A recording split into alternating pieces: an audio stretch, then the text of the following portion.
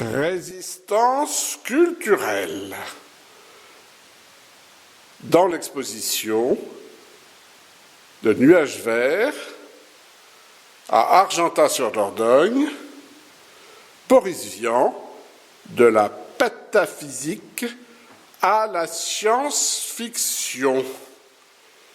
Eh oui, il faut encore un peu l'ouvrir et faire vivre ces lieux morts.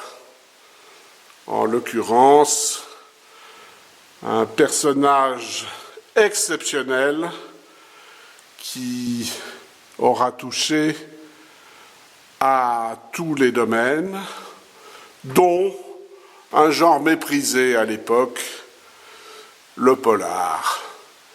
J'irai cracher sur vos tombes. Voilà l'édition originale d'un des livres les plus célèbres de Boris Vian. Et c'est un paradoxe de voir cet auteur aussi imaginatif, connu à l'époque et ayant du succès à l'époque par un polar qui fait scandale et dont il est censé être uniquement le traducteur, Vernon Sullivan étant un pseudonyme. Voilà donc quelqu'un qui connaît le succès pour un livre qu'il n'est pas censé avoir écrit et ensuite qui mourra pendant la projection du film réalisé d'après ce livre, film qu'il désapprouvait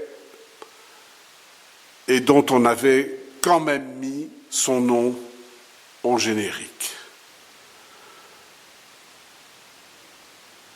Tombe anonyme,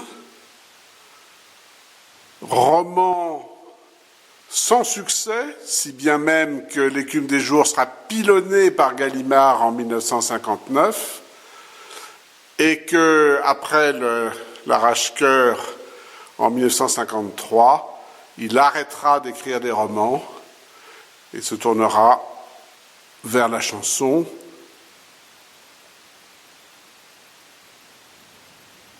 Eh oui, un destin particulier,